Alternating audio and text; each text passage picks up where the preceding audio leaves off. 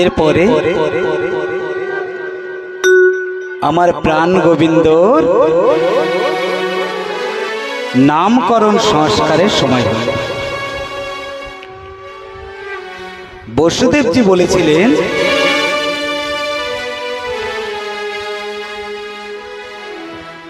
কুল পুরোহিত ছিলেন কে? যদু বংশের কুল পুরোহিত ছিলেন গর্গাচার্য মুনি। আর গর্গাচার্যজি বসুদেবজি ওনাকে খবর পাঠালেন আর গর্গাচার্যকে বললেন, মুনিবর, আপনি তো আমাদের কুল পুরোহিত। যদু বংশের যদুকুল নন্দন মানে ভগবান শ্রীকৃষ্ণের যে বংশ ছিল হলো যদুকুল বংশ। যদু বংশের কুল পুরোহিত ছিলেন গর্গাচার্য মুনি। গর্গাচার্য মুনিকে বসুদেবজি বললেন, তুমি গোকুলে যাও, আর গোকুলে যে নন্দলালাকে নামকরণ সংস্কার করে।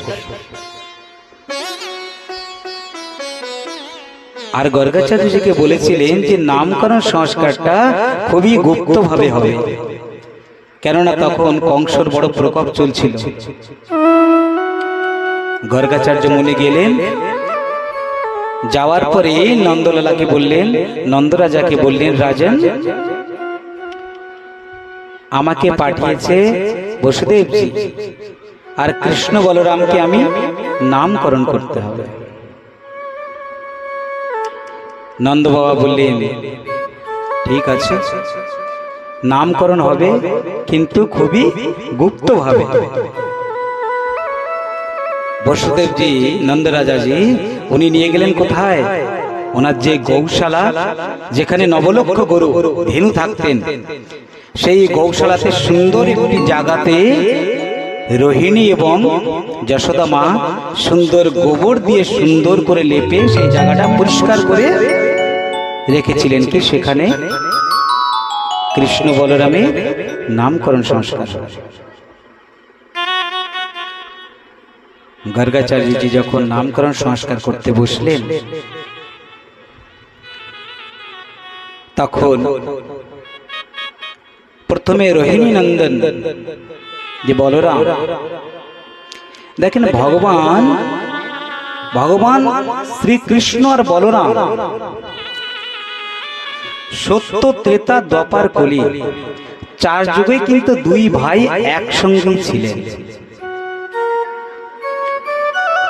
সত্য যুগে নারায়ণ মানে ভগবান কৃষ্ণ, আর যিনি শেষ অবতার ক্ষীরসাগরে ভগবান যে শয়ন করেছিলেন নারায়ণ, সেই শয়ন কার উপরে করেছিল? শেষজি। শেষজি মানেই বলরাম। ত্রেতা যুগে বলরাম হয়েছিল ছোট, আর ভগবান হয়েছিলেন বড়, মানে ভগবান রামচন্দ্র। ছোট কে হয়েছিলেন? বলরামজি। কি?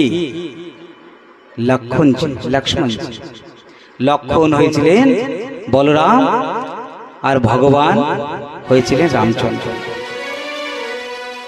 দ্বাপর যুগে কৃষ্ণ বলরাম, আর কলি যুগে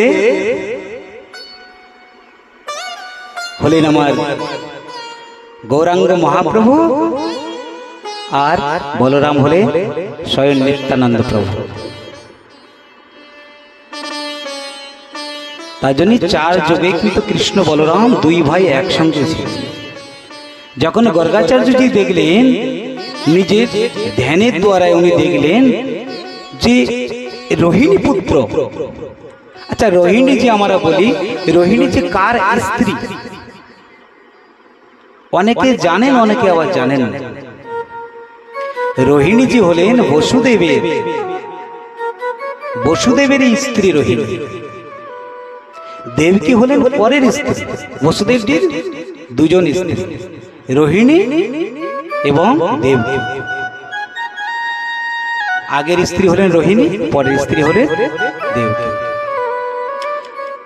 তা রোহিণীর গর্ভ থেকে জন্মগ্রহণ করেছিলেন বলরামজি আর যশোদা মা থেকে হয়েছিলেন ভগবান শ্রীকৃষ্ণ। যশোদা মা তো পালিত মা, পালিত মা বাস্তবিক প্রকট হয়েছিলেন। ভগবান তো জন্মগ্রহণ করেন না, প্রকট হয়েছিলেন দেবকীর উদরে, দেবকীর কারাগারে উনি প্রকট হয়েছিলেন। তবে আমাদের জন্য সেই লীলাটি করার জন্য উনি যশোদার কোলে ওখানে উনি বড় হয়েছিলেন নন্দালয়ে। আর যখন রোহিণী নন্দন, তার জন্য ওনার বলরামের এক নাম রাখলেন কি? রোহিণী।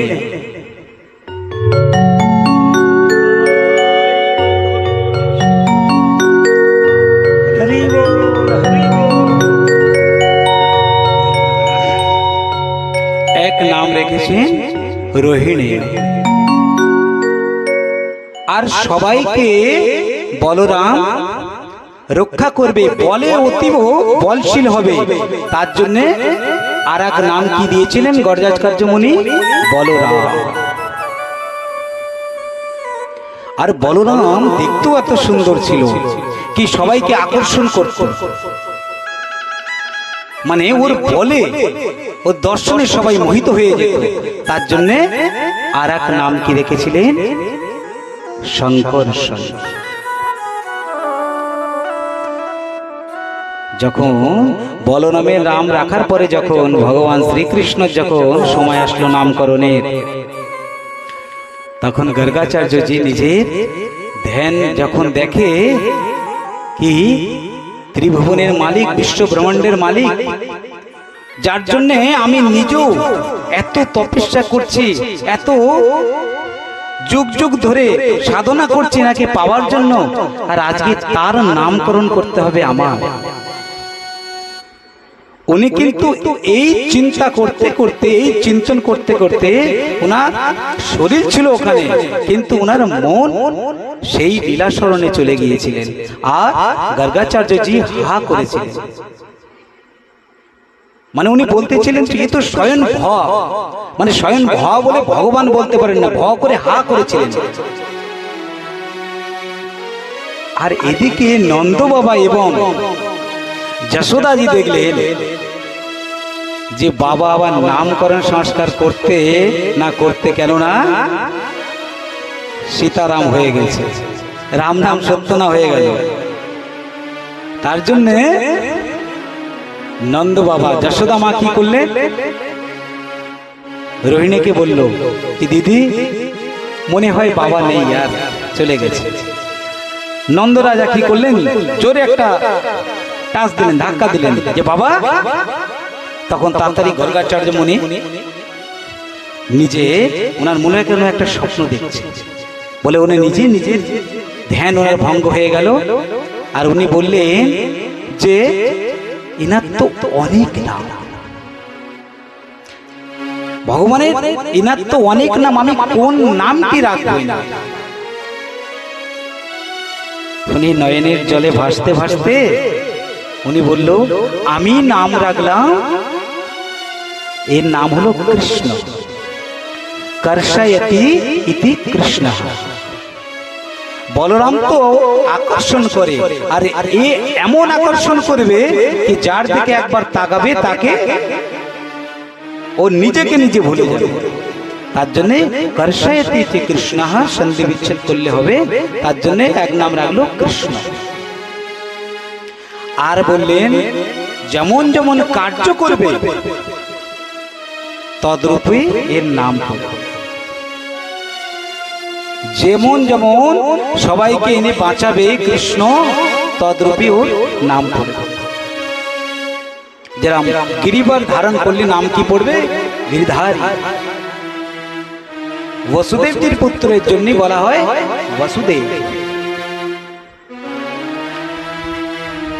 এর জন্য অনেক নাম পড়বে, আমি আর নাম রাখার দরকার নেই, আমি নাম দিলাম কৃষ্ণ।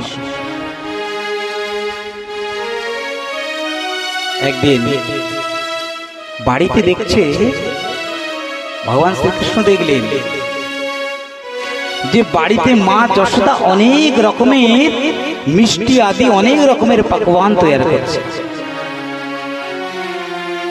তখন বাল গোপাল জিজ্ঞেস করলো, আরে মা মা, এত কিছু বাড়িতে রন্ধন হচ্ছে, এত কিছু সুন্দর মিষ্টি, আমি আর সুগন্ধ সহ্য করতে পারছি না, আজকে বাড়িতে কি হবে, কি অনুষ্ঠান আমাকে বলো। নন্দলালা বললেন, মা যশোদা বললেন, আরে বাবা আমাকে অত বিরক্ত করিস না, যা যা তোর বাবার ধারে জিজ্ঞেস কর, মানে নন্দ বাবার ধারে। আর আমার গোপাল চট করে দৌড়ে দিলে, ছোট ছোট পা নিয়ে দৌড়ে যেয়ে বললো, বাবা আজকে বাড়িতে কি কোনো উৎসব আছে? নন্দজি বললেন, বেটা আমরা প্রত্যেক বছরে এই দীপাবলির সময় বিভিন্ন মিষ্টি আদি বানাই, কেননা আমরা ইন্দ্রদেবের পূজা এবং যজ্ঞ করব। ভগবান বললেন, বাবা এতে আমাদের লাভ কি?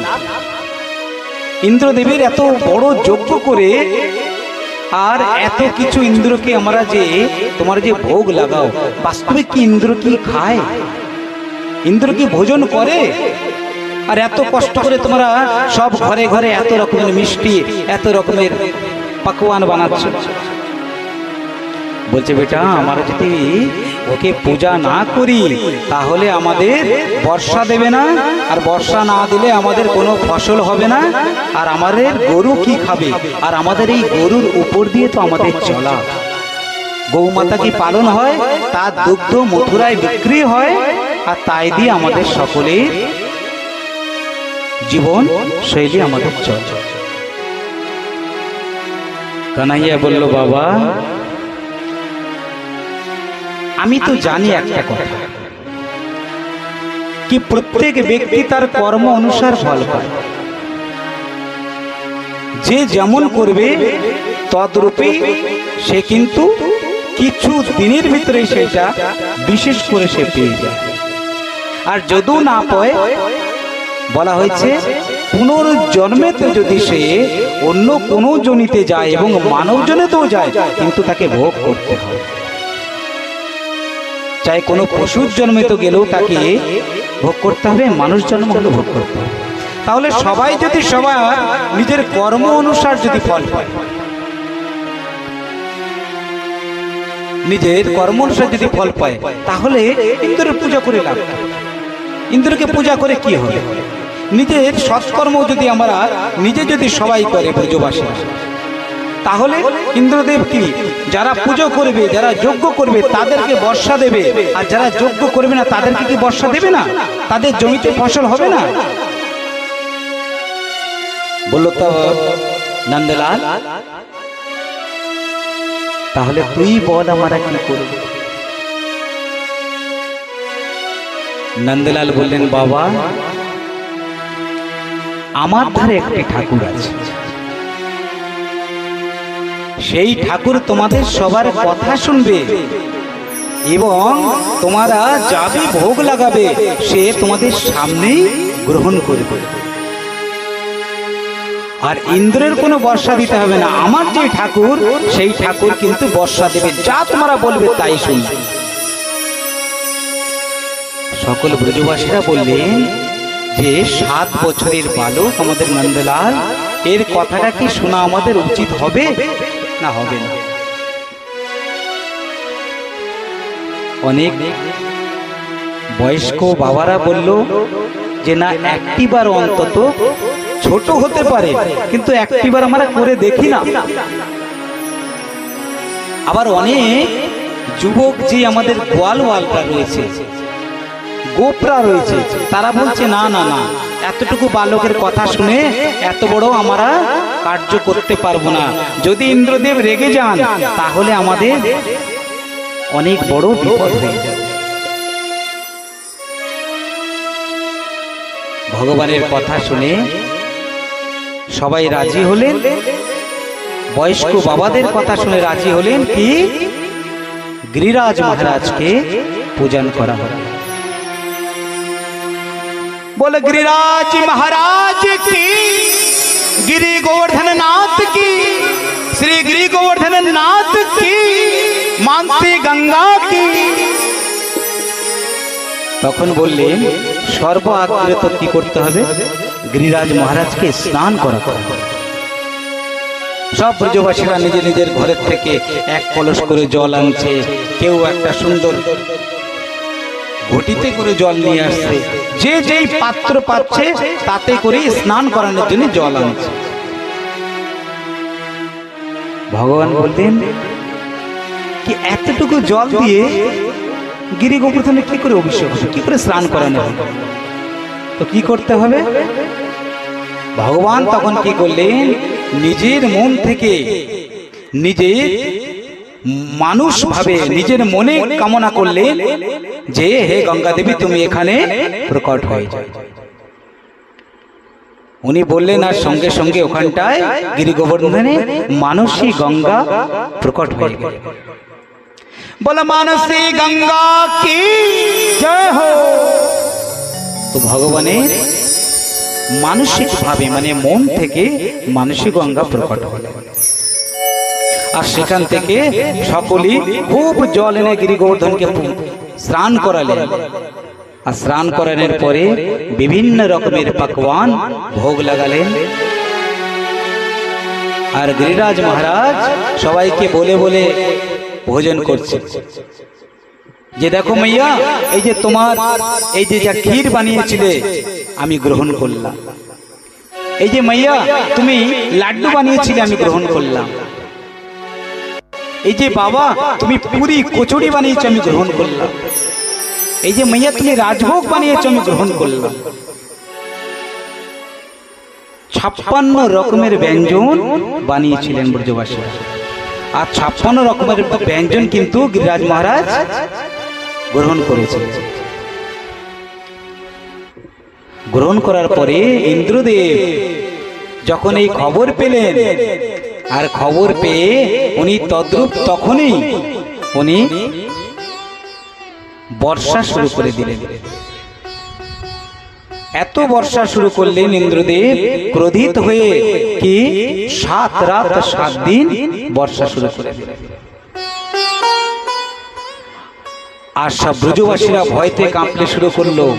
অনেক বয়স্ক বাবারা বলছে আরে নন্দলাল তোর কথা শুনে তো আমরা গিরিরাজকে পূজা করলাম, কিন্তু এই যে বর্ষা আমাদের কে রক্ষা করবে? তখন আমার কৃষ্ণ কানাইয়া দাঁড়িয়ে আর ছোট ছোট কেড়ি আঙুল দিয়ে, বাঁ হাতের কেড়ি আঙুল দিয়ে গিরি গোবর্ধনকে তুলে নিলেন। বলে গিরিধারী লাল কি জয় হো, গিরিধারী লাল কি জয় হো, গিরিধারী লাল কি জয় হো। ছোট 7 বছরের কানাইয়া আর সপ্ত ক্রোশ, মানে তখনই গিরিরাজের যে ছায়া পড়তো বৃন্দাবন, মানে বৃন্দাবন থেকে গিরি গোবর্ধন কত হবে মিনিমাম একটা 25 কিলোমিটার। এখন তো 25 কিলোমিটার ছায়া পড়তো, তাহলে কত বড় ছিল।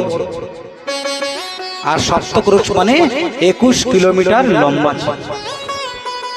এ তো আমি কথা অনেক সংক্ষেপে এই কারণে বলছি কি হাতে সময় অনেক কম, আর আজকে বিশ্রাম দিবস, এর জন্য আমি খুব সংক্ষেপে বলে যাচ্ছি। কেননা ভাগবতের নিয়ম আছে কি যখনই আপনি বিশ্রাম করবেন দেবেন, তৃতীয় দিবস আর সপ্তম দিবস আপনার অন্ততে সুদামা চরিত্র লীলা বর্ণনা করতে। যাই হোক, সব ব্রজবাসীরা এসে বলছে লালা আরে তুই তো কিছু খেয়ে নে, তুই কিছু খেয়ে নে বলে সবাই লাঠি ধরছে। আর ভগবান যখন অল্প একটু নিচে করছে তখন বলছে লালা লালা লালা তুই ধর ধর, আমাদের দ্বারা হচ্ছে না। আর ভগবান এমন করে 7 রাত 7 দিন গিরি গোবর্ধনকে নিজের কেড়ি আঙুলে, এই কনিষ্ঠ আঙুলে কিন্তু ধারণ করেছে। আর শেষ দিকে বলরামজিকে বলছে দাদা এই সপ্তদিবসের যত জল তুমি নিচেতে পড়তে দেবে না। কি করবে? গিরি গোবর্ধনকে নিয়ে তুমি ঘুরে থাকবে। আর এত বিশাল আকারে ছিলেন শেষজি, জানে বলরামজি একটু জল নিচেতে পড়তে দেয়নি। আর এমন সাধু সন্তরা এমনও বর্ণনা করেন যে আগস্ত্য মুনিজি উনি দেখলেন যে এটাও আমার সেবার একটি সময় বিশেষ। আগস্ত্য মুনি কি করলেন? সেই জল নিজেই পান করে নিলেন। এইটা কোনো বিশেষ বৃন্দাবনে বিশেষ মহাত্মাদের একটা চিন্তাধারা আক্ষেপ, কিন্তু শেষজি কিন্তু জল নিচে পড়তে দেয়নি। যাই হোক, ইন্দ্রদেব যখন শুনলেন কি এই খবর, আর ইন্দ্র তখন ওর বলল, এত বড় 7 বছরের একটি বালক, তার নাম নাকি কৃষ্ণ, আর সে 7 দিন এত কিছু বর্ষা দিলাম, ঝড় বাতাস দিলাম, কিছু হলো না ব্রজধামে, কে আমি একবার যে দেখি সেই কৃষ্ণ। যখন আসলেন, এসে দেখে গোপালকে কেউ মোছাচ্ছে, মা যশোদা কোলে করে নিয়ে আসে, সবাই আদর করছে, মাথায় হাত বোলাচ্ছে, সবাই কেউ কাঁদছে, বিরহেতে কাঁদছে, কেউ খুশিতে কাঁদছে। তখন ইন্দ্রদেব উনি চিনতে পারলেন যে যে সে কেউ নাই, এই আমার সেই গোবিন্দ। আচ্ছা, এখানে অনেকের প্রশ্ন আসতে পারে কি ইন্দ্রদেব সবের তো জানতেন যে ভগবান অবতার হবেন, তাহলে ইন্দ্রদেব না জানার কেন এই নাটকটি করল? এই কারণেই করলে, এটা লীলা, এটা লীলা দর্শন করাতে হবে।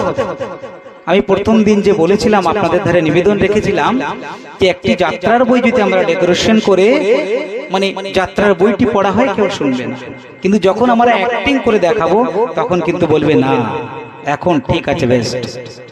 তার জন্য ভগবান এই লীলাগুলো করেছে। ভগবান দেখিয়ে গেছে যে আমি যেভাবে করছি তোমরা সেই পথ অবলম্বন তোমরা করে চলো। ভগবান রামচন্দ্র কি দেখিয়ে গেছেন? একটা সঠিক গৃহস্থ পুরুষ তার জীবনে কেমন চলতে হবে। মায়ের আজ্ঞা পেয়ে 14 বছর বনবাসে গেলেন। ভগবান কি করতেন? নিজের পায়ে জুতা চপ্পল পরেছিল? কোনদিন পরেন নাই। 14 বছর ভগবান রামচন্দ্র বনে বনে ঘুরেছে, কিন্তু কোনদিন প্রভু কত কাঁটা ফুটছে পায়, আমার প্রভুর পায়ে কত কাঁটা ফুটেছে। আর সন্ধ্যেবেলা লক্ষ্মণজি ভগবানের পাক থেকে বের করত, কিন্তু তথাপিও মায়ের আজ্ঞা, মায়ের আদেশ। তার জন্য একটি সৎ পুরুষ এবং একটি গৃহস্থী পুরুষ কিভাবে তার চলতে হবে আমার প্রভু রাম অবতারে দেখিয়ে গিয়েছে। একটি ভাই একটি ভাইকে কতটা ভালোবাসতে পারে।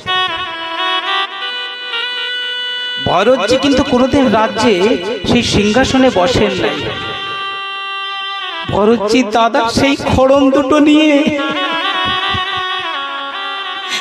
সেই সিংহাসনে রেখেছি, আর সব দিন ভরতজি কিন্তু বিচার করতেন, কিন্তু মুখ্য কোথায় রেখেছিল?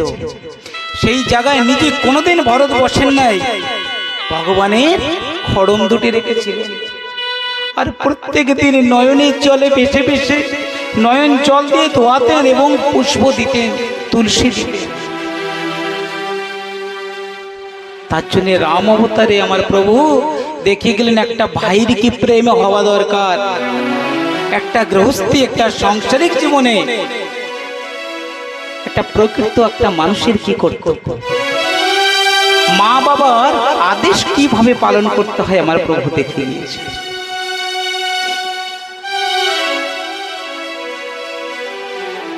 তার জন্য ইন্দ্রদেব নিজের মান ভঞ্জন হয়ে গেল আর ষষ্ঠাঙ্গে প্রভু আমার বাল গোপালের চরণে পড়ে গেল।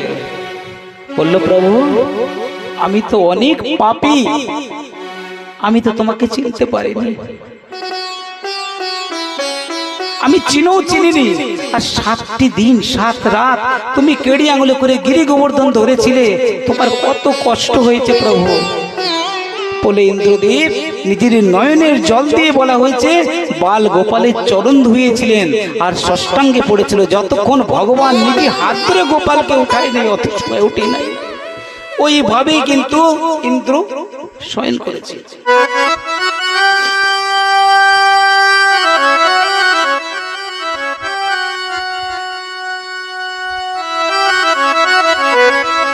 তারপরে আমার বাল গোপাল আবার করে সবাইকে বললেন যে গিরি গোবর্ধনকে আবার সবাই স্নান করাও। আবার স্নান হলো আর আবার নতুন করে পকবান, নতুন করে ভোজন তৈরি হলো আর গিরি গোবর্ধনকে পূজা করিয়ে ভোগ লাগালেন। আর আমার গিরিরাজ মহারাজ সেই ভোজন কিন্তু গ্রহণ করলেন। আর গোপাল বললেন, হে ব্রজবাসীরা, আমার 7 দিন 7 রাত গিরি গোবর্ধন যে বর্ষা ঝড় বৃষ্টি এই বিদ্যুৎ চমকিয়েছে, আমার গিরি গোবর্ধন খুব গরম হয়ে গেছে। কি করতে হবে? সকল ব্রজবাসীদেরকে আজ্ঞা করলেন কি তোমরা দুধের ধার দিয়ে, দুগ্ধ দিয়ে অভিষেক করো। আর তখন থেকে প্রচলিত হলো দুধের ধারার পরিক্রমা। এখনো পর্যন্ত দেখবেন অনেকে যারা বৃন্দাবনে গেছেন, একটি এরকম মাটির ভাঁড়, তার নিচে একটি ছিদ্র করা আর ওতে দুধ থাকে, সেই দুধ দিয়ে পুরো সপ্তকলসী পরিক্রমা করা হয়। তখন থেকে এই দুধের ধারের পরিক্রমা শুরু হল। আর সকল ব্রজবাসীরা ভগবান শ্রীকৃষ্ণ বললেন, তাহলে আমরা সবাই মিলে পরিক্রমা করব, গিরি গোবর্ধনকে সবাই মিলে পরিক্রমা করব।